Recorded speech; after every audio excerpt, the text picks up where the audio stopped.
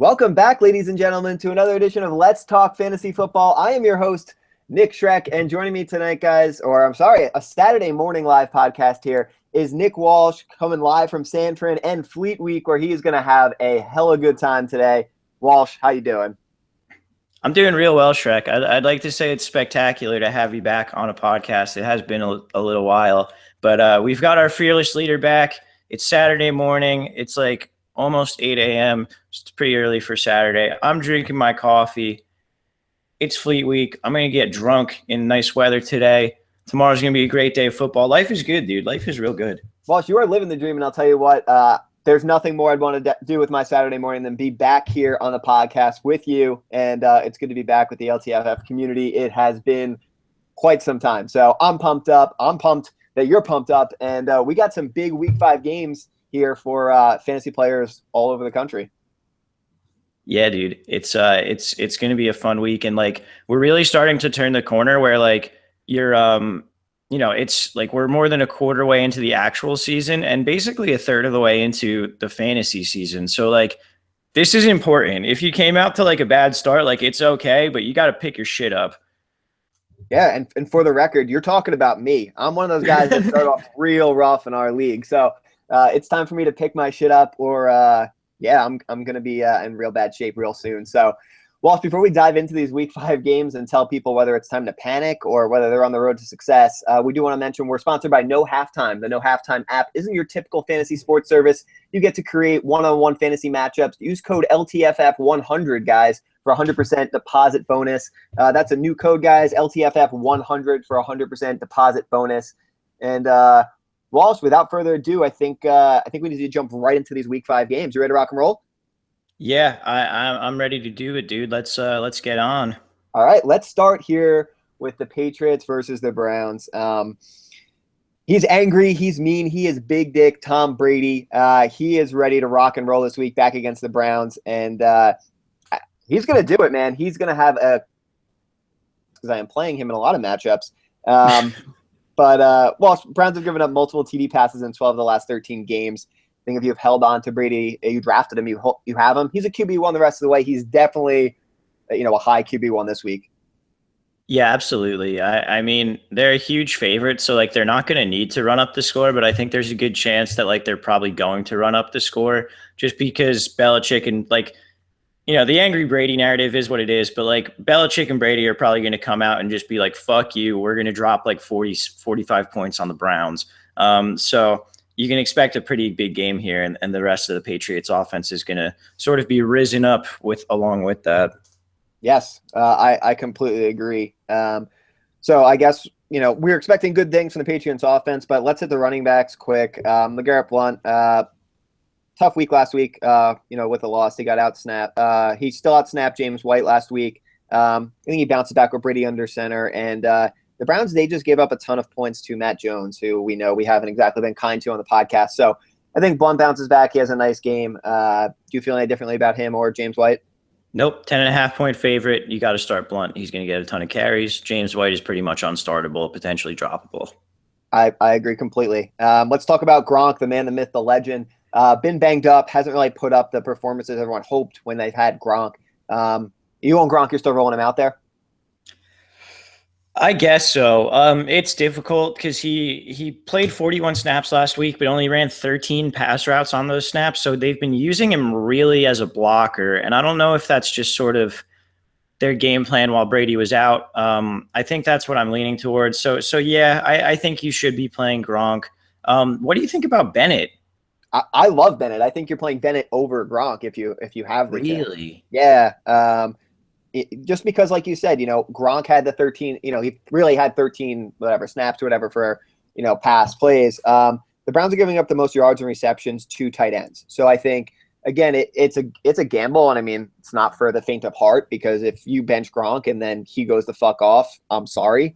But yeah, I just think with the way Bennett's played, Brady's back. I think he's going to be slinging the ball. I think Bennett has a really nice game here, but it also could go Gronk's way. But I would lead Bennett this week if I had both of them. Okay, that's fair. I'm definitely concerned for Bennett going forward. He has 2 weeks over 100 yards receiving, but only 24 yards total in the other 2 games. Hasn't had more than 6 targets in a game yet this season. So he's been pretty boom or bust. I guess you're against the Browns. You're just kind of hoping for the boom there. Yeah, yeah. I mean, hey, at 1-3, I'm a gambling man now. I've thrown my morals out the window. There you go. All right. Well, let's just talk wide receivers. Julian Edelman. Yeah, I think you see an uptick here with Brady. The Browns got rocked by Jordan Matthews and Jarvis Landry. You're playing Julian Edelman. Yes, very much so. Edelman's probably going to blow the fuck up this week. Like, this is what you've been waiting for if you drafted him. Yes. Yep. You can finally see what you've been hoping for.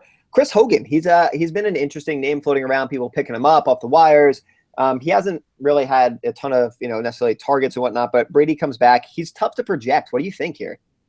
I'm shying away from all other Patriots wide receivers. Hogan's the one you should be playing if you are going to, but I don't think there's really a need to. There are probably better value plays out there at wide receiver who you can maybe pick up off the wire right now than Chris Hogan. Fair enough. That's all I got on the Patriots. Anybody else for you? No, I'm good. Browns. As far as I'm concerned, there's only 2 guys that I need to talk about here. Isaiah Crowell is the guy at running back. Hugh Jackson's committed to him, and he's getting the touches. I guess it's like a great matchup against the Patriots, but volume, I think he's a low running back too.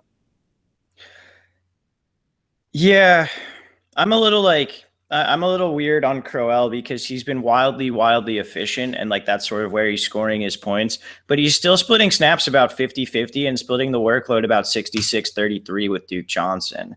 I mean, Duke Johnson has 15 targets over the past 2 weeks, and this is a game where they're likely going to be playing from behind. I think I don't know if this is the right call, but I think Duke Johnson's a better start than Crowell this week. All right. Fair enough. We do not see eye to eye, and it may explain my fantasy record so far this year. Terrell Pryor is my other guy here. He's got target totals of 14 and 9 respectively in the last 2 games. I think he's a wide receiver 2, wide receiver 3.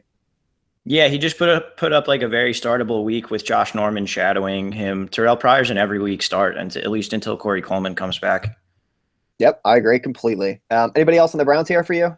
Barnage has quietly had 13 targets and 12 catches for 123 yards over the past 2 weeks. He appears to have kind of solidified a role in this offense with Cody Kessler at quarterback, which is super weird to say. He also has no touchdowns yet, which I think is something that could potentially, he should have more than 0 touchdowns at this point, basically. So I don't think Barnage is the worst start in the world. Okay. Fair enough. I kind of forgot about Barnage, but yeah, you're right. Weird to say. Hey, regression, just the opposite way. So maybe you get some touchdowns here. So let's talk Philly and Detroit. Let's start here at QB. Carson Wentz, you are the guy of streaming QBs. What do you think? Love it. Definitely stream Carson Wentz this week. That's like a very, very good play. All right. I'm also going to throw you the running backs here because I think the situation is kind of fucked, and I don't really want any part of it between Smallwood and Matthews. So I think you can kind of use 2 guys this week. I'm not really in on Smallwood because I think Matthews being back will kind of take the role that he's had. I think Sproles is probably the guy. Sproles isn't hurt or anything, is he, right? I don't think so. Okay, cool. Yeah, it's like I started saying it, and I was like, wait a minute. I didn't actually check the health of Sproles, but I think Sproles is probably a guy you can use, and it's just because the Lions defense is so bad. But Sproles is a guy I think you can use, and I think Matthews has enough like touchdown equity or like the chance to get a touchdown that he's probably usable as well. So it's a little risky, but I think there's 2 guys who you can probably end up with okay days from. Fair enough. Let's talk about the other Matthews at wide receiver, Walsh. I think he's a wide receiver 2. I think he has a nice day here against Detroit. Yeah, absolutely. Detroit's defense has been garbage. So yeah, Jordan Matthews. I started talking about Zach Ertz already. What do you think about Zach Ertz? I love Zach Ertz. I think he's locked and loaded in your lineup if you have him. I'm going to assume you feel the same way as he was bursting out of your mouth there. But is that how you feel? Yeah, pretty much. The Lions have been absolute garbage against tight ends. 6 touchdowns to tight ends in 4 games so far this year. Zach Ertz is back. He is healthy, and he should be started in every league out there. Guys, you can't see it. You could probably tell by his voice, but he is beaming wide with the biggest smile here about Zach Ertz. So Walsh is expecting very, very big things here from Zach Ertz. Is there anybody else here on the Eagles that you want to talk about? No, I don't think so. All right, let's talk Lions, Walsh. Stafford. I don't like Stafford at all. I think he's a risky play. Eagles have yet to give up a passing touchdown. Yeah, I'm just looking elsewhere. Yeah, don't fuck with the Eagles defense too much. Stafford isn't a good start this week. And then let's go to running back. Theo Riddick. He's been brutal, but I think he's kind of the guy by default. He's got 77 scoreless yards on 32 carries the past 3 weeks. But with Amir Abdullah, yeah, laughable, to say the least. But Abdullah, Dwayne Washington's listed as doubtful. Special teamer Zach Zenner's played only 5 snaps against the Bears. Theo Riddick's the guy by volume, I guess. Yeah. He's the only guy? Yeah, pretty much. And the Eagles defense has been great. Not that they've been bad against the running back in the past game, but like their weakest point, I suppose, relative to other positions in the past game has been the running back. So we all know Theo Riddick really makes his hay in the passing game. He's been absolutely awful on the ground. So I think Theo Riddick is not a sexy start, but definitely a start just because of the workload and the penchant for passing down work. Yeah, fair enough.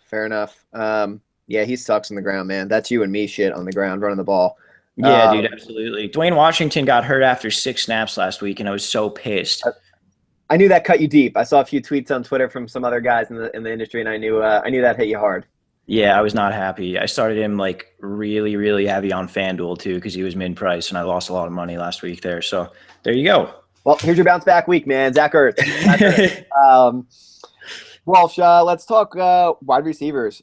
Marvin Jones is crushing it, 36 targets in weeks 1 through 4.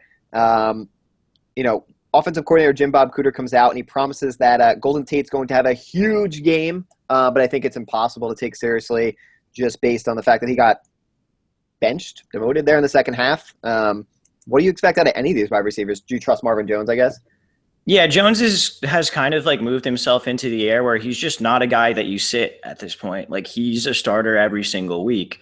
None of the other guys you can really start. Bolden actually led the team in targets last week, but he only had 31 yards receiving. Like they don't target. The only person they actually target downfield is Marvin Jones. So he's the only guy you can really play. Fair enough. Anybody else here on the Lions for you? We should probably note that Ebron is out. If you were playing him, you shouldn't be playing him this week because he will not be playing. Yes, 0 points from Ebron, guys, so get him out of the lineup. Let's go to if you're looking for a replacement, Zach Ertz, guys. Bears versus the Colts. Let's start there. Andrew Luck. He's finished as a top 12 QB in each of his first 2 home games this year.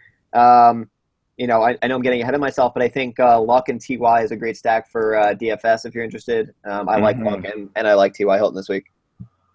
Yeah, absolutely. It's a good spot for Luck. The Bears defense hasn't been great. They actually haven't been as bad as we thought they would be, but they haven't been great. The Colts don't really run the ball very effectively. T.Y. is getting 11-plus targets a game now with Moncrief out. They're both incredible starts and a good stack as well, as you said. All right, let's go to the running game. Frank Gore. Old man Frank Gore continues to do it. I don't get it.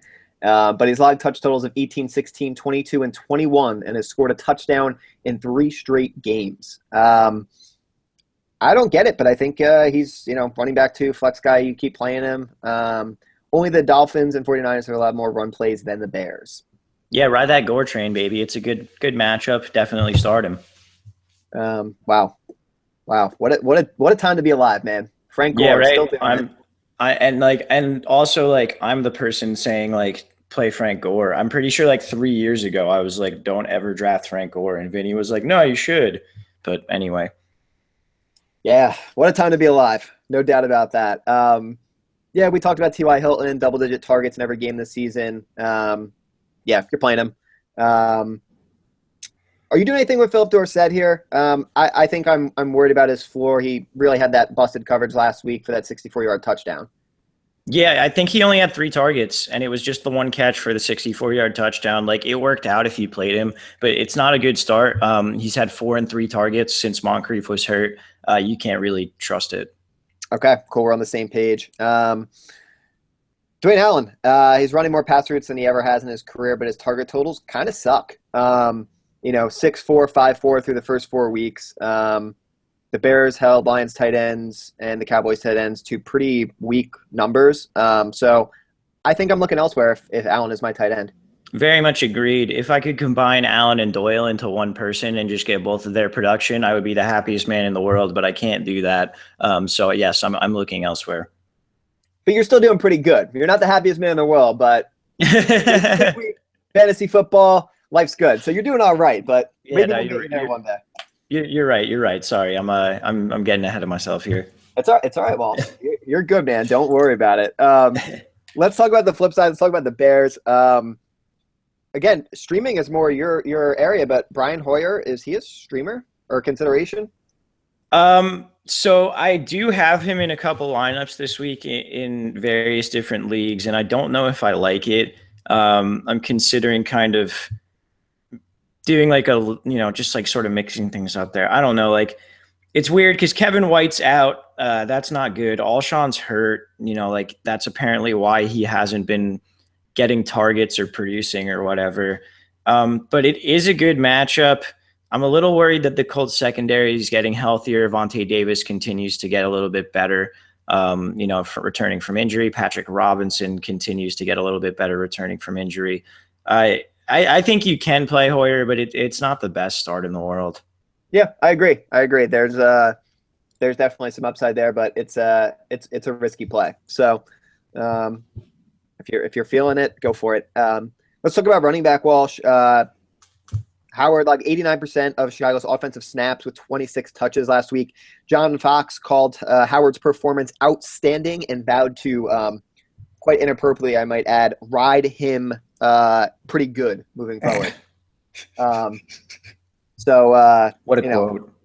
Yeah, what a quote, man. John Fox has got some interesting word choices, but it appears that Howard is the guy. Joique Bell touched the ball 3 times last week. So at running back, it's Howard now.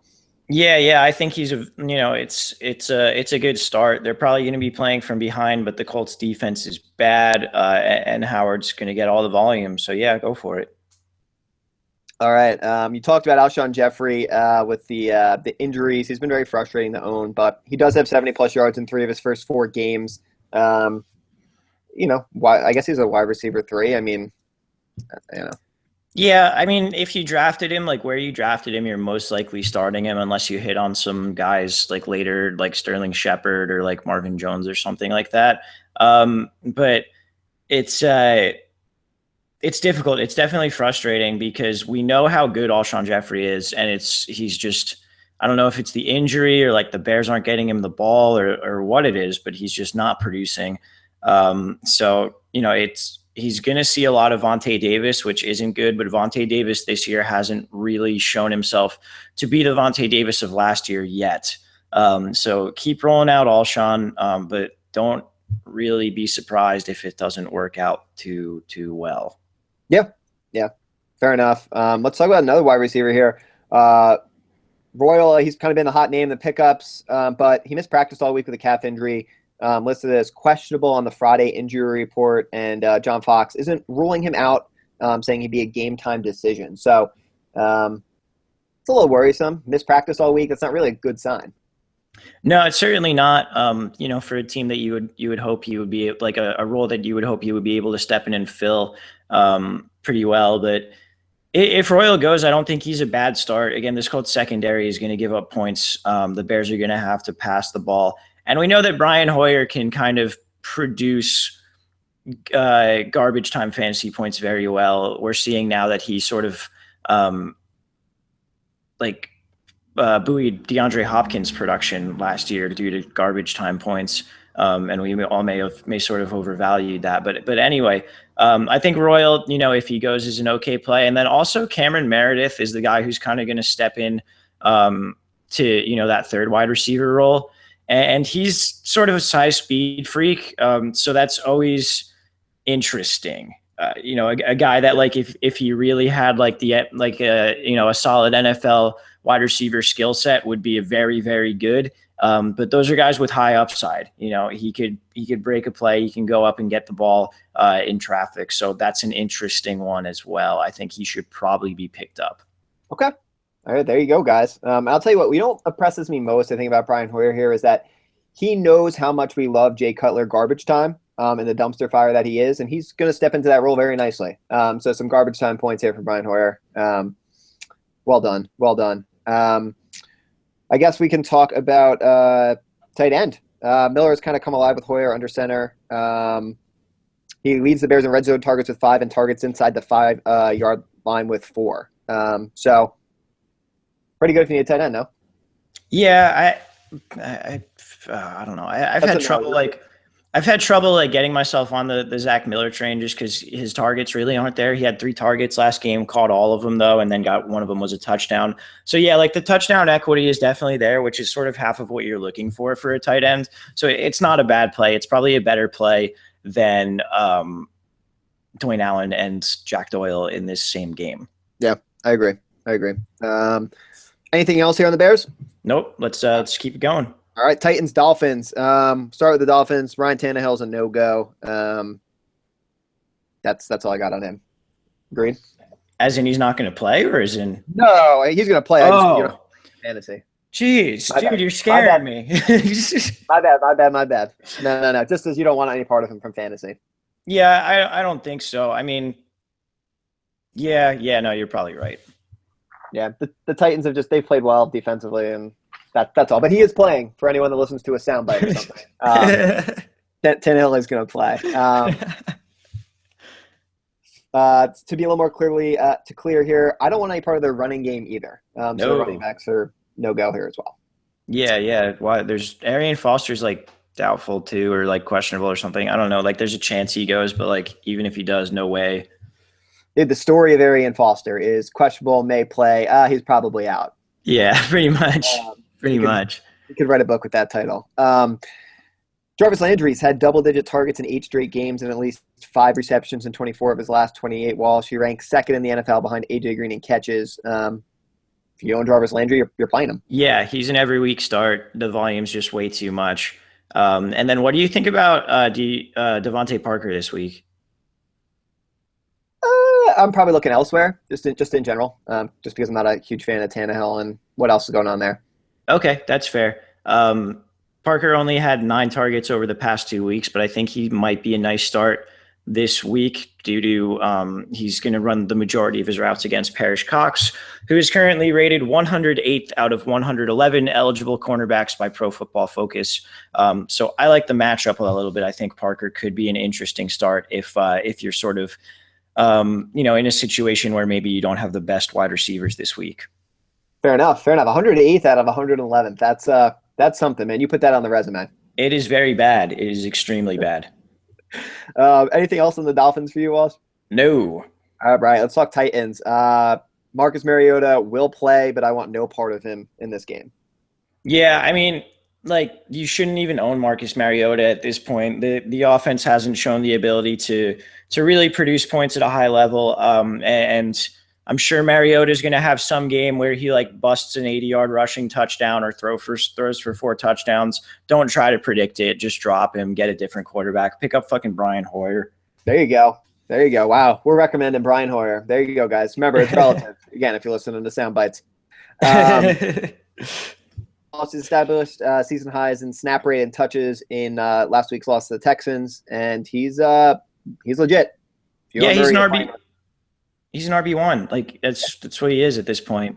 No 2 ways about it. Yep, cool. Let's talk wide receivers. I don't really think you want to play or trust any of them, but if you're doing it, I think Tajay Sharp is the only one I would consider. Yeah, 7 or more targets in every game this season. This is theoretically a good matchup for him, but just Mariota and hasn't really been able to get the ball to him consistently. He's not really used down the field much. He's more of like a possession receiver guy, so there's not a ton of upside. What do you think about Delanie Walker? I love Delanie Walker. He played 52% of their snaps in week 4, but he led the team in targets with 8. I'm sorry, not 8th. 8. So I think he looked legit there. He's going to get the targets here. If you own Delanie Walker, I think you're playing him. I very much agree with that. Delaney Walker is a great start. Awesome. So really, DeMarco Murray and Delaney Walker are your guys here in the Titans. Anybody else here on the Titans for you, Walsh? No, sir. All right, on to the Redskins versus the Ravens. Let's see. Let's start with Terrence West. Played 43% of the snaps, but lost all passing down usage to Buck Allen. But he had 21 rushes, which was a season high for Baltimore, and I think he looked good. I like him. I agree. At this point, the best assumption is really that Terrence West is going to get the majority of that early down work in a game where they're favored against what's been a very terrible run defense. Washington's giving up over 5 yards per carry on average this year. I believe it's the most yards per carry in the NFL. So yeah, Terrence West is a very good start.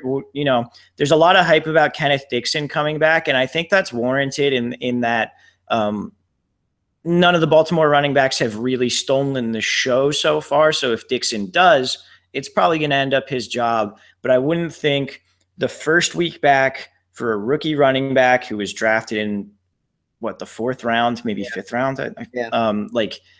who's coming off of an injury, I don't think it's reasonable to expect him to just jump in and take most of the work when Terrence West did look very good last week. I agree. And it's not worth the gamble, quite frankly. So West, I agree, is your guy for sure. Talk about wide receiver Steve Smith Sr. He looked great. 8 catches, 111 yards, and 1 touchdown against Oakland in week 4. He's had 8+ targets in 3 of the last 4 weeks. And the Redskins have struggled against opposing number 1 wide receivers. So I think if you own Steve Smith, you're playing him. Yeah, I'm a little worried about Norman shadowing. I don't know if Norman's just going to play a side this week or if he's going to shadow.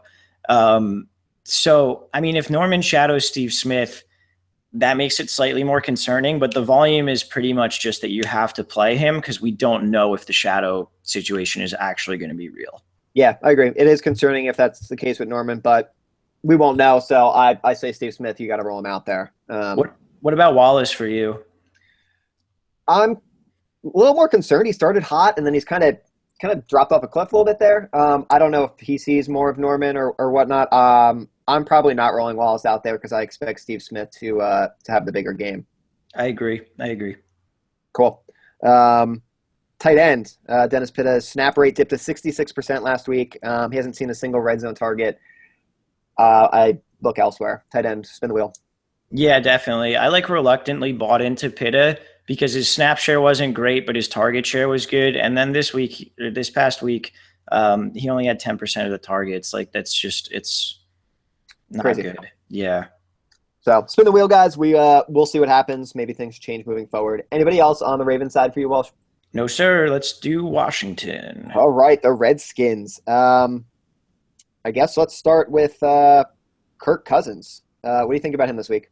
I think there are better options. Baltimore's pass defense is ranked 9th by Football Outsiders, and I know they've played mostly weak offenses outside of the Raiders. But I just think there are better options than Kirk Cousins this week. You don't need to play him.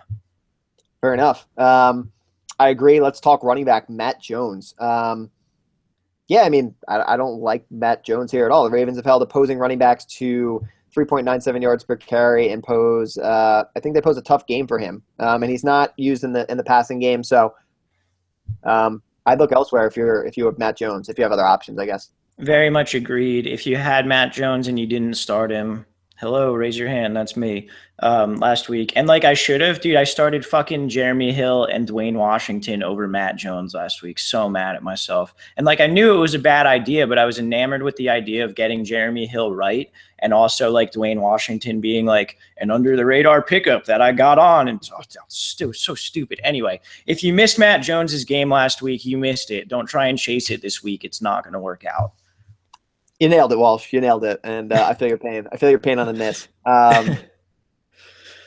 Deshaun Jackson. I think he's a good play. I think if you own him, you're playing him. I think he has the best shot to have a nice game here out of any of their wide receivers. Yeah, I agree. I think he's the wide receiver to start this week. He's the one who's going to see the majority The most routes against Sharice Wright, who's been the weak point of the Baltimore secondary so far. So yeah, Jackson's a nice start. I don't think you need to start Garcon or Crowder at this point. Agreed. Yeah, Crowder's kind of gone the wrong way. Tight end wise, I mean, Jordan Reed, I think you're starting him, but Baltimore's been pretty good against the tight end, really all season long as far as the stats show. So Jordan Reed, you're playing, but don't expect the week he had last week. Yeah, I mean, you're never really going to sit Jordan Reed. We knew the big game was coming at some point, and he does continue to see 20% or 20% or more target share on a team that really passes the ball a lot.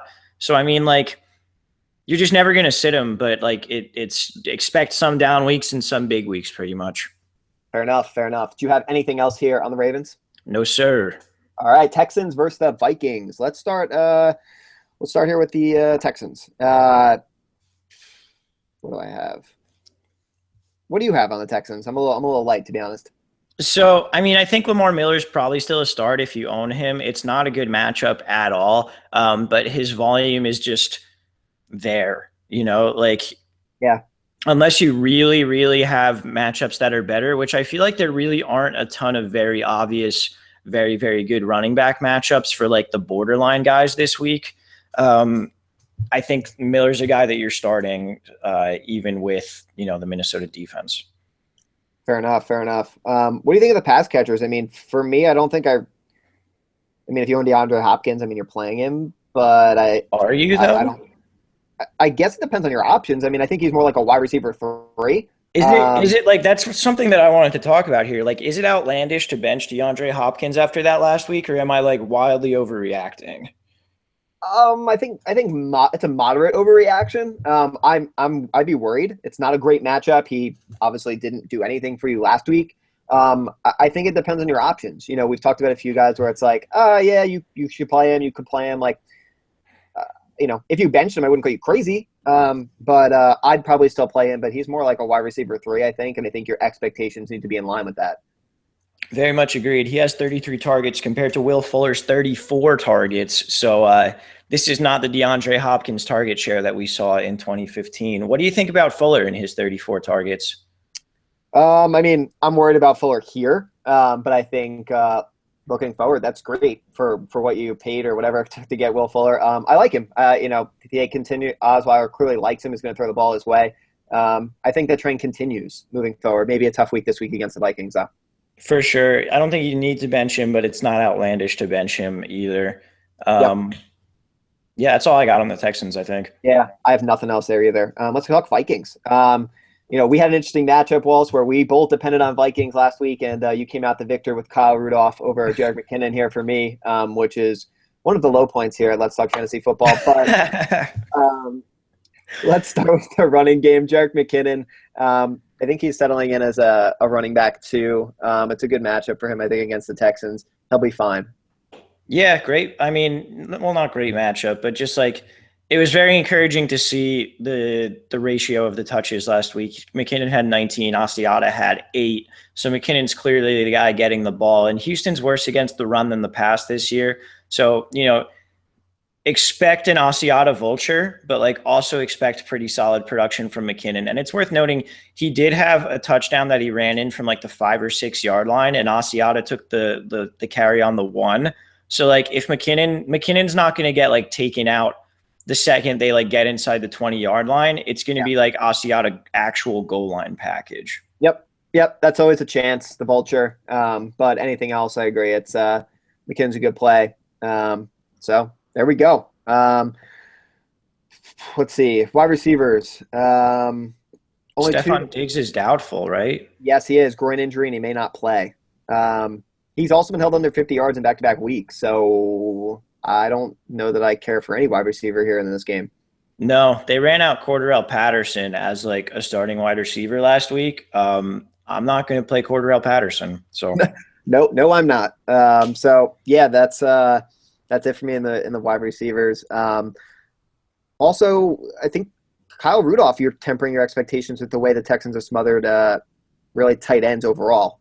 Yeah, you agree? Yeah, absolutely. Houston's the number 1 defense against the tight end by Football Outsiders. defense adjusted efficiency statistics. So I mean, like on one hand, Kyle Rudolph is one of the very few tight ends. I believe it's only him and actually it might just be him. I can't think of who the other tight end is, but Kyle Rudolph has over 25% of the target share. And with Diggs not playing, like you would think he would be even more involved.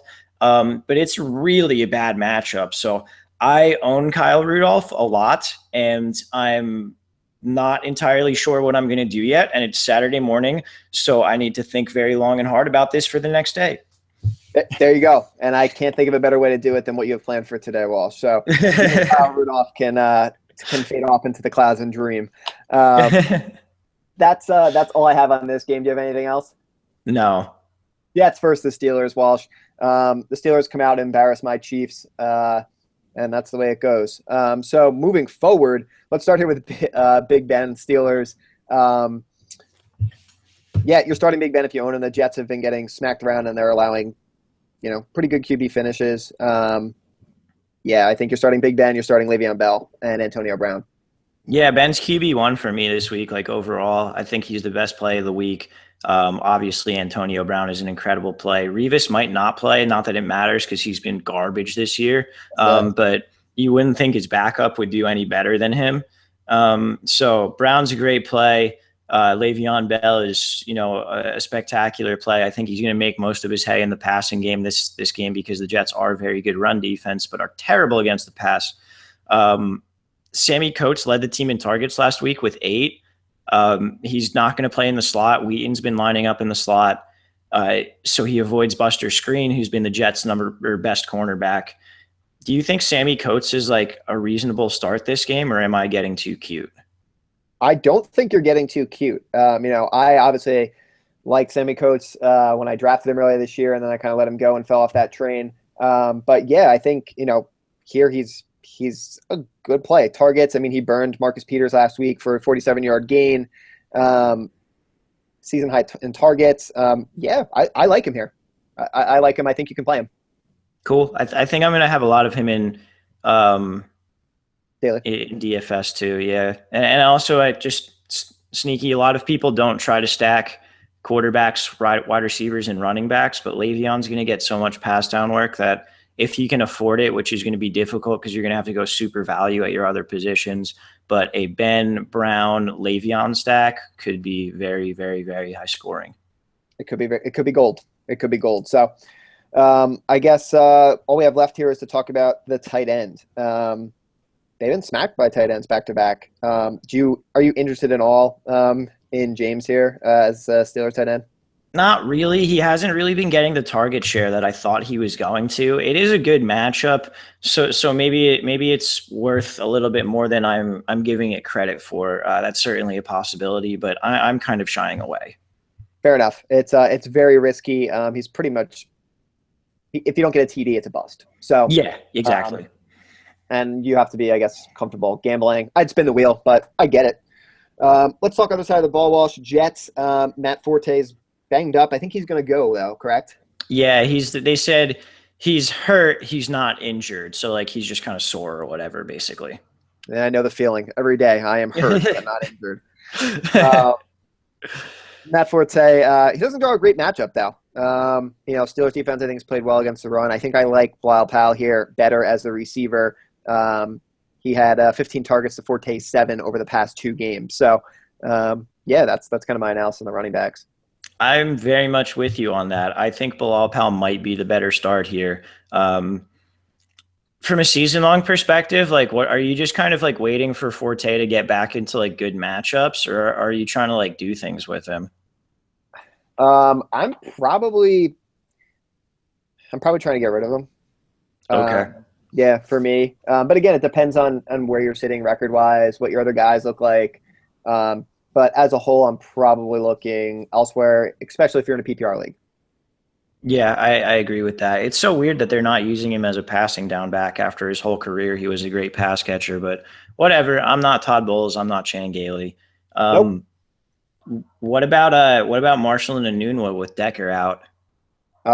Marshall surprised me really last week. I think they're good plays. I mean, you're playing. I think you're playing Brandon Marshall, and I think Anua here. Yeah, you're playing him. You know, I mean, I have here he takes on a Steelers defense that yielded 6 catches to Redskins Jamison Crowder in Week 1. So I think you're playing Anua and Marshall. Yeah, I agree with you there. I think they're both very good starts. Okay. Yeah, I don't have a ton of stats to support it. I just think they're good plays. Yeah, they're going to get the target volume, so like cool. Why not? Do you have anything else on the Jets? No. All right, let's do it. Falcons versus the Broncos. Let's start here with the Falcons. Matt Ryan, who I think is QB number 1 overall, if I'm not mistaken. Correct. So far this season. I'm looking elsewhere at QB. Same. General rule of thumb, like don't play people against the Broncos. There are certainly exceptions, one of which we're going to talk about in a moment. But yeah, I mean, like you can look elsewhere. I don't think there's a reason to. Yeah, I agree. You can find a better option just based on the matchup. So you have to sit him this week. Guys, Julio Jones, we watched him blow up, become well, we knew he was great, but he kind of put the concerns, I think, about the injury stuff to rest. He has a touchdown or 100-plus yards in 6 of his last 7 games. Tougher matchup versus Denver, but you're starting Julio Jones. You know, like you said, there are exceptions to every rule. Absolutely. And also, it's worth noting that Denver doesn't use their cornerbacks to shadow, or at least they haven't. It's really just Talib on one side, Roby on the other side, and then Harris in the slot.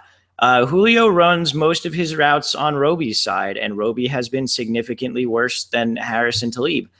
So I think there's a chance that Julio could just like not go nuts like last week, but like go pretty nuts, like get over 100 yards this week. Yeah, I agree. I don't think it's unrealistic. I mean, you watch Kelvin Benjamin, 6 for 91 and a touchdown, 8 catches for AJ Green. Definitely doable. Definitely doable. Sanu's been under 40 yards in 3 straight games. You're not playing him. What are you doing with the running backs? Freeman, Coleman. Are you rolling either of them out there, Walsh? I mean, I guess this is one of the very tough things because we know they're both going to get about 12 to 18 touches. They've both benefited from playing bad defenses and getting touchdowns since the Falcons' offense has been so great. But they're both also have very low floors. So yeah. I mean, like I think they're both flex options, but it's difficult to say that you really should be rolling one of them out if you have better options. Like don't be afraid to bench Coleman or Freeman this year. And this week, you might get burned by it by like a touchdown that's sort of difficult to predict, but I don't think you're going to get burned by it by the actual yardage type production. Yeah, I agree. They're both kind of scary plays, but if you have to do it, you have to do it. Tight end, really quick, Walsh. Jacob Tamme has a touchdown under 50-plus yards in 3 of his first 4 games. Denver's been somewhat susceptible to tight ends. Do you buy it or no? Your face tells me no. It's so hard for me to get on Tamme as a play, but it's not the worst play you can make. I mean, tight end's difficult. It's difficult to find tight ends who produce. Tamme has been. The targets are there. Also, it's not like he's doing it like on fluky types of plays or anything. Like the targets are there. So yeah, I think you can play Jacob Tamme. What do you think there? Yeah, again, I mean, having a touchdown and 50-plus yards in 3 of the first 4, pretty good. I mean, you could have been rolling out Dwayne Allen, some rough tight ends that just haven't been producing. And like you said, the targets are there. If you want to do it, go for it. We've talked about some way worse options already here on the podcast. So like you said, tight end's pretty unpredictable for the most part, unless you have an elite guy. So I'm okay with it. Cool. All right, that does it for me for the Falcons. Let's do the Broncos. We'll start with C.J. Anderson. Yeah, he's a running back 1. He's going to have a great game. Yeah, heavy workload. Not a great run D. CJ's going to do real well for you this week. I agree. Being the QB streaming god that you are, Walsh, do you think whoever Denver starts here at QB is in consideration as a QB streamer? So I was very much on Simeon until the news came out about his injury, and he's a true game time decision. Based on the injury, I don't think you need to stream him. Like there are other options out there where, it's just the floor is too low with that injury. We don't really know what to expect, and I don't think I want to be rolling out Paxton Lynch in a season-long lineup anytime soon. Fair enough. Fair enough. So, guys, look at other options. We've talked about a few streaming candidates, but QBs have played well against Atlanta. So, if you were feeling kind of crazy, you could do it. We wouldn't. Let's talk wide receivers. You're starting Emmanuel Sanders. I think you're starting Demaryius Thomas. Both have played very well, quite frankly. Yeah, Sanders leads the league in targets over the past 2 weeks. He has 26, and that was an even split of 13 and 13. So Sanders is, he's just getting very, very heavy usage. He appears to be the number one target in this offense. Demaryius Thomas has had 14 targets over that span, those 2 games, and he's had no more than 7 targets in any one game this year. He's benefited so far from a 78% catch rate that is likely unsustainable and has 2 touchdowns over the past 2 weeks. I don't know if it's common thought that Thomas has been good this year or not, but if you can sell a little high on Thomas, I think that may be the way to go, because unless his role in the offense changes where he's getting significantly more targets, that catch rate is bound to sort of go back down to, I guess low 70s is sustainable, but most likely mid 60s is sort of where he'll end up in that catch rate. I agree. It has to regress to some extent. Anybody else on the Broncos side for you, Walsh? No, sir. All right, let's do it. Bengals versus the Cowboys. Let's start with the Bengals. Last week, you wanted to prove Jeremy Hill here could do it. What do you think about him and Gio Bernard? So stupid. I said on the podcast, I don't think you can predict Jeremy Hill and Gio Bernard anymore. And then I tried to fucking predict Jeremy Hill. It's why? Why did I do that to myself? AJ Green's the only guy who you can play on the Bengals week to week. Am I wrong there? No, you're not. No, you're not at all. It's the AJ Green show. That's it. Do you want to play either running back here? I don't think I do, right? I don't know. I don't. I don't own either of them, so it doesn't directly impact me. But for anybody else that it does, we talked about this with the tight end. They're touchdown dependent, and you're never going to know which one's the right one. Si, senor. You are correct there. We're good on the Bengals, right? Yeah, that's it, dude. AJ Green, that's it. All right, man. Then we're let's jump on over to the Cowboys. Ezekiel Elliott, great. You're playing him, legit, right? Yeah, definitely. He's looked better and better each week. I believe his yards per carry have actually increased each week. The Bengals are a good defense, but it doesn't really matter. Zeke is going to get the volume. Yep. Play him. You're not playing Prescott here. He's been a top 10 fantasy passer in his last 2 games, but Bengals have allowed just one top 12 fantasy QB through the first 4 games. Yeah, as someone who's been using Prescott in one league, I dropped him for Brian Hoyer this week. So, what are you doing with wide receivers here for the Cowboys, Walsh? Because they've been really good against slot wide receivers, I think. So I don't really know who the receiver to play is. Beasley's targets have gone from 12 to 6 to 7 to 4. I don't think that he's a guy that I really want to go after. Terrence Williams is just wildly unpredictable. Bryce Butler got 9 targets, 5 catches. I believe he had 51 yards and a touchdown this past week. Yep. I guess Butler's the guy, just because I think the chances of him catching a touchdown are probably higher than the rest of the guys out there. But do you need to play Bryce Butler? No. He should definitely be owned, but it's the Bengals are kind of a tough matchup. Adam Jones is a very good cornerback. And Butler and Williams kind of both, flip-flop from side to side on the outside. So they're each going to see a healthy share of him. I don't know that any of the guys are necessary to play. Fair enough. I completely agree. Do you have any Jason Witten? Or are you spinning the wheel? Yeah, he had 9 targets last week. I don't care. I'm spinning the wheel. Spin that wheel, baby. All right, let's go to Bills versus the Rams. Gross. Yeah, man, this is a hell of a game to talk about. Let's start with the Rams. I guess Todd Gurley, you own him. You're playing him, right? Yes, I would think so. I'm interested. So I had I don't know if our buddy Quarter for listeners tried to shop him to you this week, but I was offered Todd Gurley this week.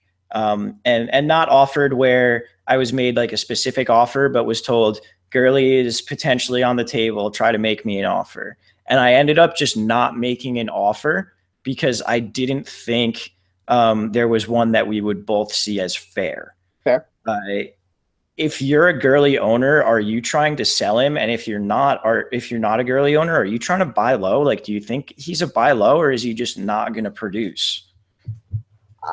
I don't know, man. I honestly would probably just rather not have any part of Todd Gurley because I don't really know what I maybe like a buy, and then like 2 weeks later I'm like, all right, I don't want this guy anymore. That's kind of how I feel. I feel like it's very easily a flip flop thing. I mean, he's interesting if Benny Cunningham doesn't play this week, but long term I don't want Todd Gurley this year, or at least what we. Yeah, no, that's sort of where I'm at. So there too, and that's kind of like when I was first like offered it, I was like, ooh, like maybe I can like, get a little buy low action on Todd Gurley. And then like the more I thought about it, I was just like, I don't know if I want to deal with like having this underperforming guy on my roster and making the decision whether or not I want to start him every week. So yeah. Yeah, because he turns into that guy where you play him and he gives you a shit performance, and you're like, fuck it, I'm gonna play someone else with more PPR upside. And then he goes off in your bench and you're like, what? Yeah, that for me, it's too frustrating. Yeah, absolutely. Sorry for the aside there. I just kind of it's good. I mean, there's got to be a lot of Gurley owners that feel that way, or they may be bought in or not, but you have to be frustrated as a Gurley owner. I mean, I think quarter shopping him is a prime example of that. Yeah, absolutely. Is there anyone else on the Rams that you want to play this week? No.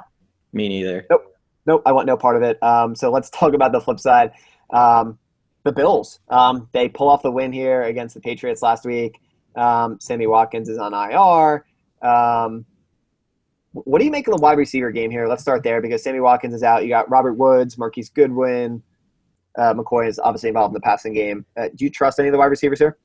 Robert Woods has gotten pretty significant usage. He has 18 targets, 13 catches, 140 yards over the past 2 weeks. That's not bad.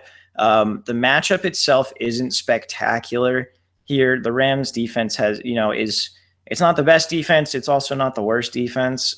So I don't know that Robert Woods is a necessary start, but I definitely think he should be owned if he's not at this point, because Sammy's not coming back for the foreseeable future, and you got to kind of adjust to that. So, pick up Robert Woods if he's on your waiver wire, but I wouldn't start him this week. I agree. I'm not rolling any of the wide receivers out there, but I think you need to own Woods. And Sammy Watkins is always hurt. That's his story. So you got to see what can kind of happen here without him.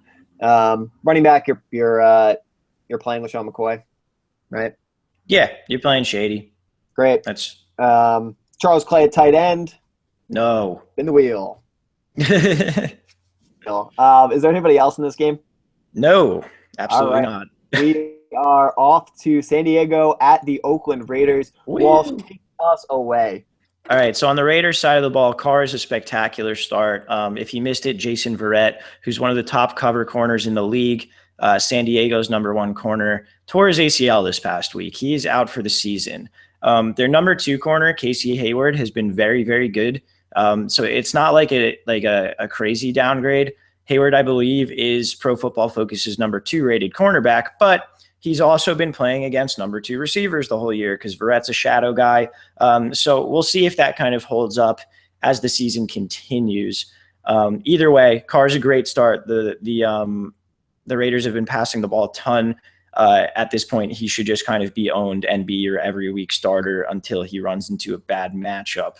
The interesting thing for Oakland is that Latavius Murray is out this week. Yep. So what we've got is sort of a three-headed committee with what you would assume is DeAndre Washington leading the way, Jalen Richard getting the next most amount of work, and then Jameez Olawale getting the goal line work and sort of sprinkling in between the 20s as well. Shrek, do you want to start any of those guys? I don't want to have to start any of them if it's DeAndre Washington, but I don't necessarily want to roll any of them out there if I didn't have to. That's very fair. I'm probably going to use DeAndre Washington on DraftKings in my main lineup because he's 3,400, which is very cheap. And this is definitely some bias coming into it, but I think DeAndre Washington is really good. And he's the type of guy who can turn a 12 to 15 touch day into a very useful fantasy performance. So like, even if he's not getting that 18 to 20 touches that you would want, I think he can still be very useful. The Cooper and Crabtree thing is interesting because Crabtree's been used more, both just from a general target perspective and in the red zone. I mean, Crabtree has 3 touchdowns right now. I'm a Cooper owner. I was a huge Cooper believer, and I'm still a Cooper believer. But what do you think about the situation here? Are you starting both, one, or neither? I'm starting both. You watch Brandon Flowers is going to miss this game here. You talked about the injuries and whatnot. I'm starting both. I was a big Cooper believer, and that could be in part to you and whatnot. But I think they're both legit options. I think you're rolling both of them out there. This is also me being stubborn, but like, I think I'm going to have 100% of Amari Cooper in my tournament lineups because I think his like lower production has been, is going to have people off of him. And this is definitely me being stubborn, but I think this is a week that he could really like break out.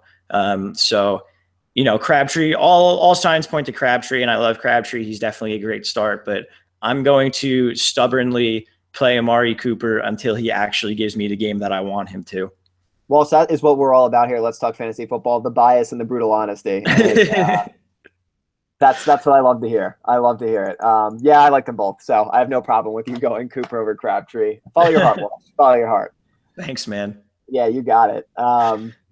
Anybody else on Oakland's side of the ball for you? No, not on the Oakland side. All right. Let's talk San Diego. Phillip Rivers. The Raiders were allowed top 6 fantasy quarterback finishes in 3 of the first 4 games. I think you play Phillip Rivers here. I've been rolling with him. I'm going to roll with him again this week. So, yeah, Phillips a solid start here. Even with Keenan Allen out, he's been spreading the ball around pretty well. Which one of those 3 wide receivers is the guy that you would want to play? Coming at you with the hard hitters, the questions that I don't even know the answer to. I guess it's Travis Benjamin. I don't feel great about that or advising anyone that that's like the one you have to play. But I don't know. I mean, I look at Williams' stats and it makes me think Tyrell Williams could be the guy too. I'm going to go with Travis Benjamin because it was my gut answer. But I don't have any statistics to back that up. Well, so here's the thing. In the 3 weeks that, they've played with Keenan Allen fully out. So, he played the first half or whatever in the first week. Yep. A different guy has led the team in targets every week between those 3 wide receivers. So it's a really confusing situation where probably one of them is going to go off every single week. And I have no fucking idea which one of them. Yep. No idea at all. Let's see.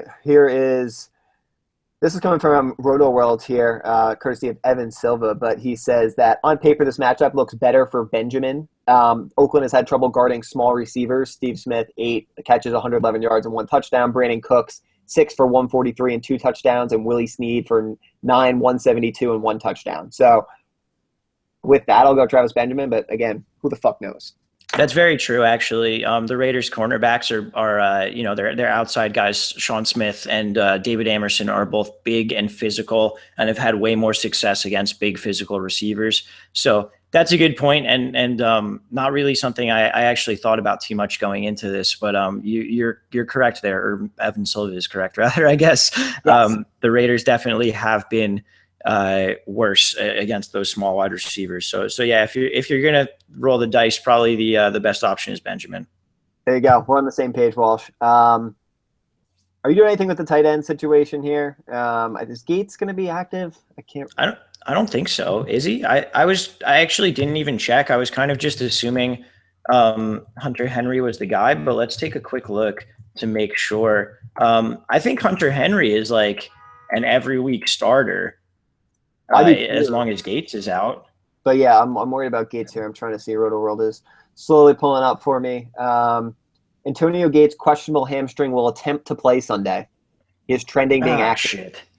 Full practice on Friday. So, damn it.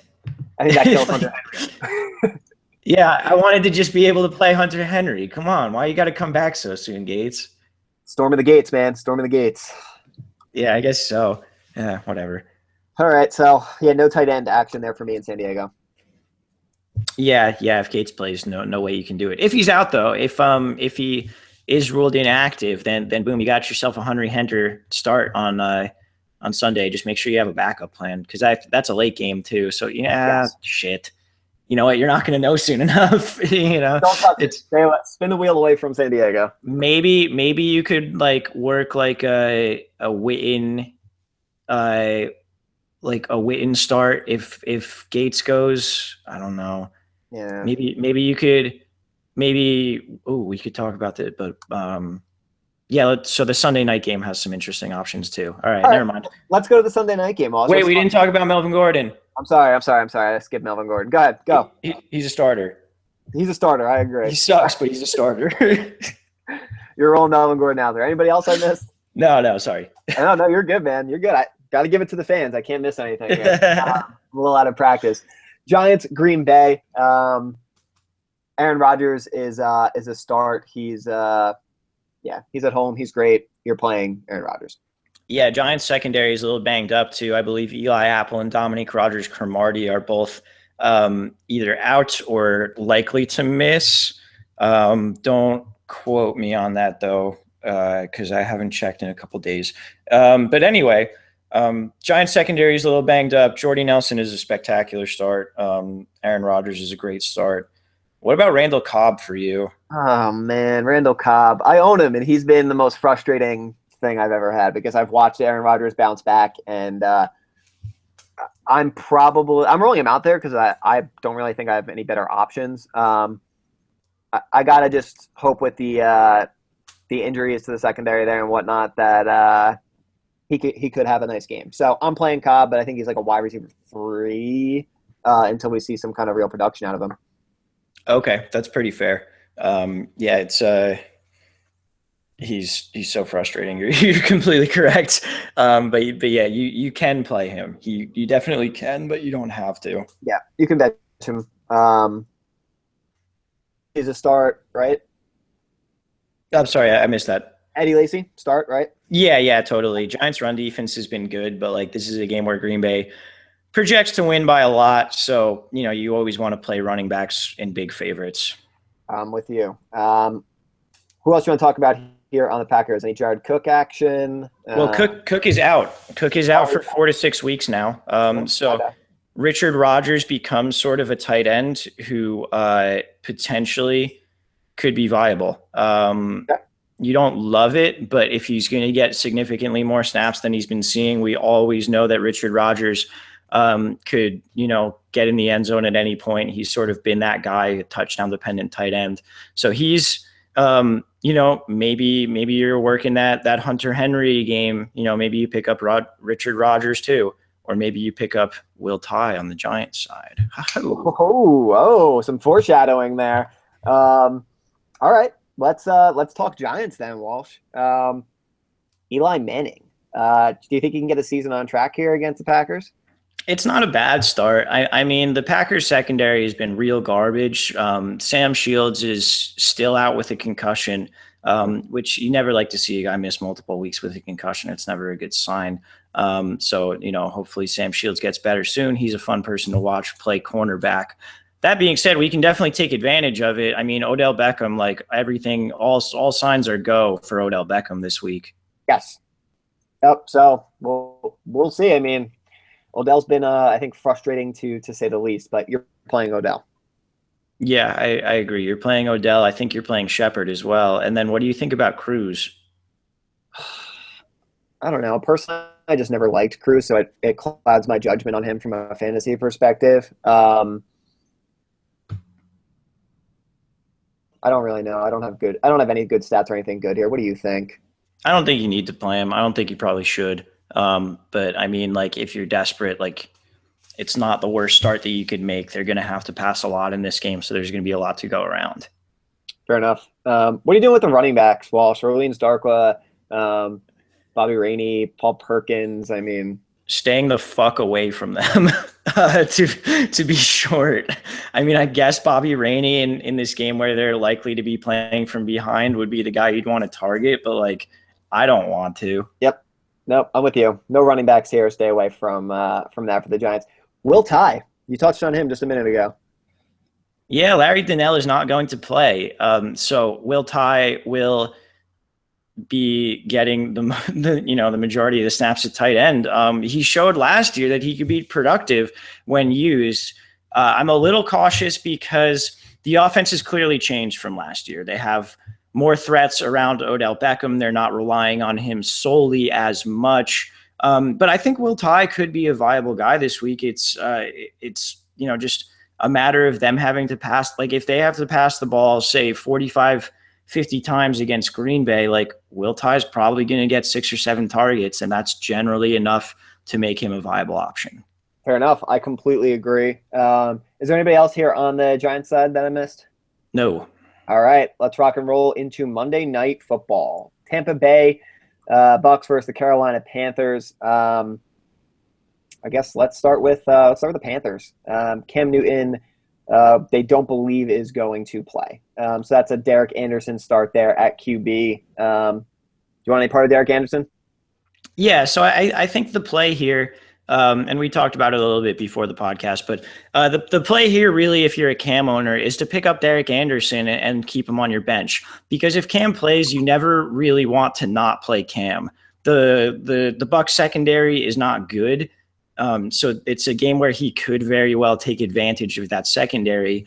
But because the Bucs secondary isn't good, and because Derek Anderson's actually one of the top backups in the league, pick up Anderson. If Cam plays, you play Cam. It's a Monday night game, so you're not going to have other options at that point. You're not going to know until Monday when all the other games have already happened. If Cam plays, you play Cam. If Cam doesn't play, you play Derek Anderson. It's probably going to work out for you either way. Yep. Fair enough. I agree. If you have Cam, do it. Get Derek Anderson and make the decision based on the way it falls. Let's touch on the running backs here, Walsh. Fozzie Whitaker, Cameron Artis-Payne. Do you want any part of the running game? Not at all. Tampa Bay's run defense is significantly better than their pass defense. So Cameron Artis-Payne gets most of his work on the ground. Fozzie Whitaker gets more through the air, but I don't think either are startable because Payne's going to be on the field more, or Artis-Payne rather. And yeah, it's just not worth it.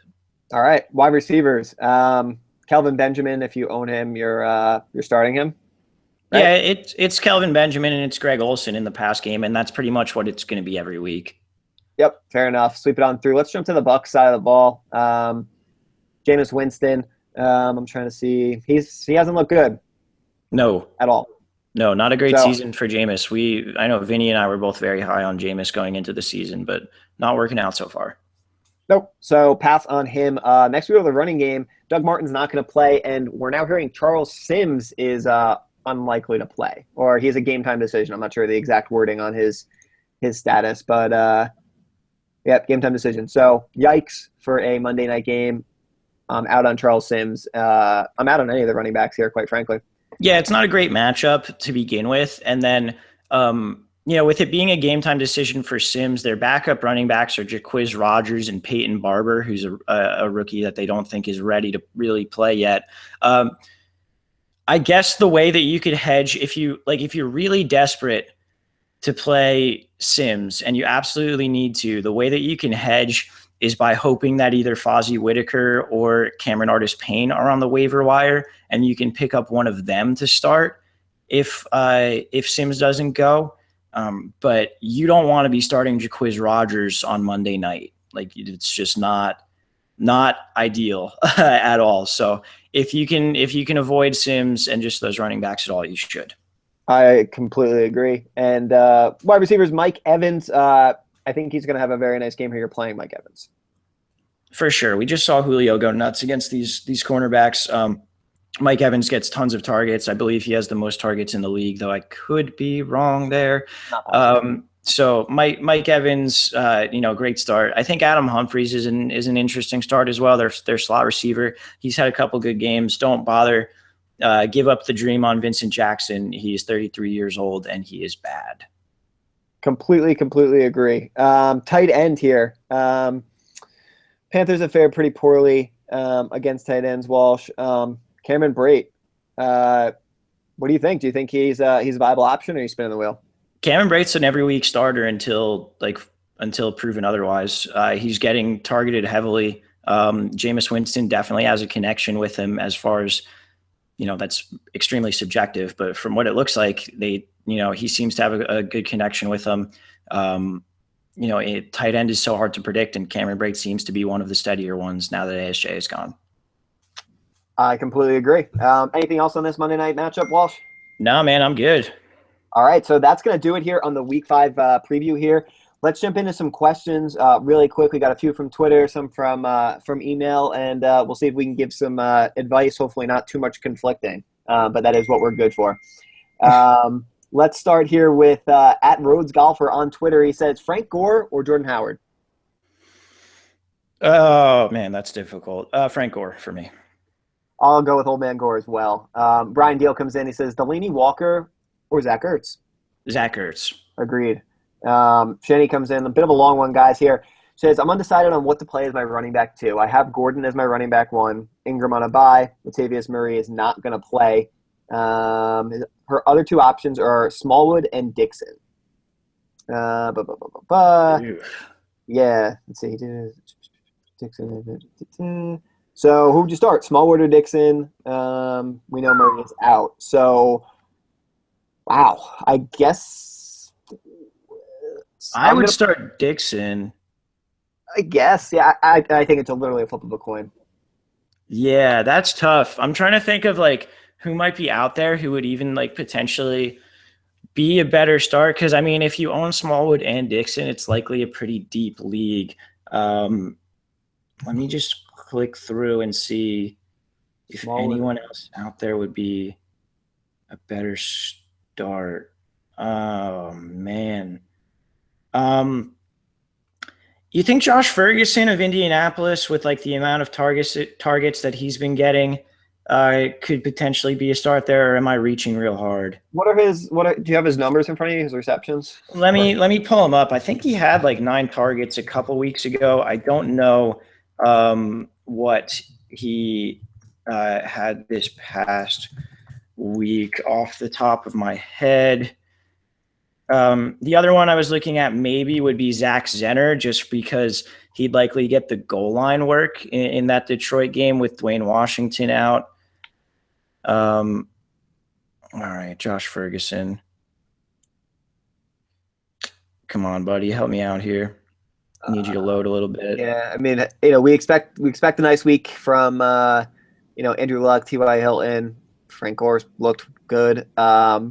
Pending his numbers, I'm gonna say Josh Ferguson, but I want to see what he did last week.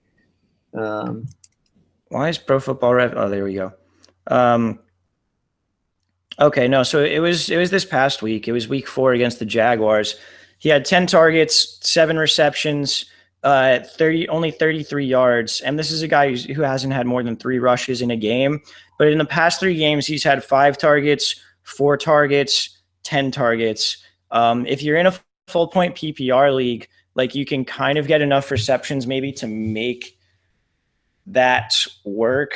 I think Zach Zenner's maybe a guy who you could throw in there. I would probably throw Zenner in there over Dixon and Smallwood. Okay. Yeah, I agree on PPR, though. I'd go Ferguson just based on, look, if you can get 7 catches for 33 yards, you get 10 points out of this guy just because that's what you have. All right, I can live with that. In a standard, I guess I'd go Dixon personally, but I don't think there's a wrong answer between those 3 options. Yeah, jeez. All right. That's a tough one. Oh, wait. What about Jalen Richard? Ooh. He's going to be in that committee sort of, but he's probably going to get somewhere, I would say, from 8 to 12 touches. And we know he can break big plays. He had that 70-yard touchdown in week 1. He had another huge run in week 2 that was called back due to a penalty downfield that didn't really affect the play. I think Jalen Richard is kind of an interesting guy to throw out there as someone who could potentially. Right, yeah, you know what? I'm changing my answer. It's Jalen Richard. Even in PPR? Yes, because I don't know if the 10 targets are legit. I don't know if that's repeatable. I think And there may be a slight amount of Raiders bias creeping into my answer here, but Channy, I would go with Jalen Richard over Smallwood and Dixon this week. All right, I'll half side with you. I'll go with Richard and Standard, but I'm going to stay with Josh Ferguson there in PPR. Okay. So a little bit differing answers, but at least some direction there for you, Shani. Jordan asks, very deep league, need a third wide receiver on a crazy bye week. He said Adam Humphries, Bryce Butler, Brian Quick, Terrence Williams, Kenny Stills, or Nelson Aguilar. Woof. So there are actually a couple pretty decent matchups in there. Like in terms of, I think Humphries is a decent matchup. Bryce Butler is a decent matchup. Kenny Stills isn't the worst matchup. I believe he's going to be covered by Bryce McCain. No, Bryce McCain covers the slot. Shit. Okay, never mind. And then Aguilar is actually not the worst matchup either, with the Eagles playing Detroit. Yeah, and so maybe Aguilar for me, to be honest. I'll agree with you here to give some consistency in Aguilar. I guess. Yeah, Eagles have looked good. Let's roll with it. I don't really have any good feedback. I want to bring up Aguilar's stats really quick, if you don't mind. That's fine, man. Yeah, we're recommending a guy with like one catch over 4 weeks. Well, no, he's had like a relatively decent target share is the thing. No, I know. I'm kidding. That would be a classic LTFF move, though. Yeah, play that guy. I know he's been on injured reserve. My bad. Sorry, guys, we suck. All right, 5 targets, 7 targets, 3 targets. I was thinking of the 7-target game. Yeah, Bryce Butler. Give me Bryce Butler there. All right. There. Listen to Walsh. Don't listen to what I have to say there, Jordan. Eric says, should I be looking to pick up Kenneth Dixon in all leagues he's available and drop players like Charles Sims, Derrick Henry, or Dixon's teammate West? In short, no. You shouldn't be dropping Charles Sims or Terrence West to pick up Kenneth Dixon. Derrick Henry, I think, is a more understandable drop because his role seems to have been mostly taken by DeMarco Murray.